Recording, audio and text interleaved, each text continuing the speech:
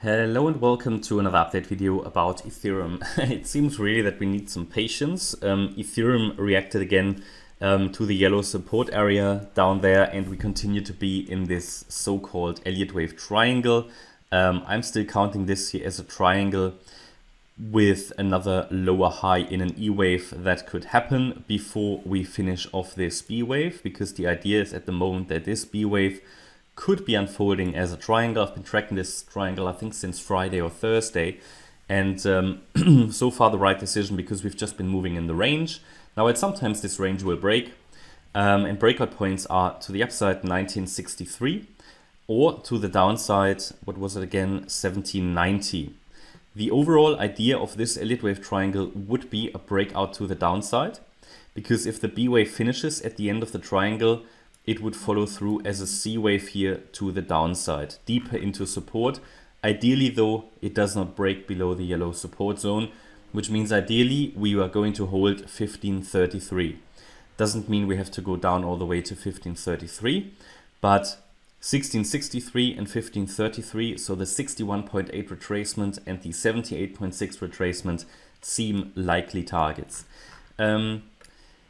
But really only below 1790. Yeah, my view is as long as we stay below 1963, which is the breakout point to the upside, we should get that C wave down in the coming week or so. Yeah, or this week, next week, most likely this week, because I think that the Fed interest rate decision will be some kind of a catalyst.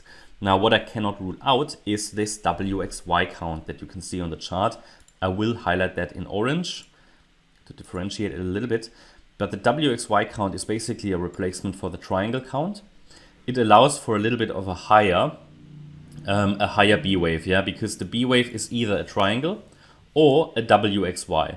And if it's a WXY, this Y wave could push a bit higher. How would the subwave structure look like? Quite simple. So we had our wave W, our wave X, yeah, and then the wave Y. And in the Y wave, an A wave, a B wave, and a C wave.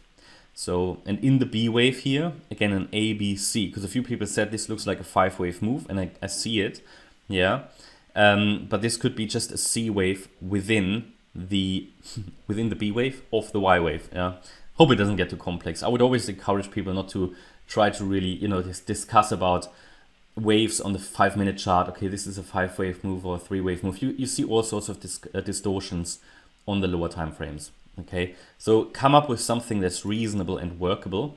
Of course, don't break any rules, but if it's a 5 or a 3-wave move on a 5-minute chart, is always a matter of interpretation.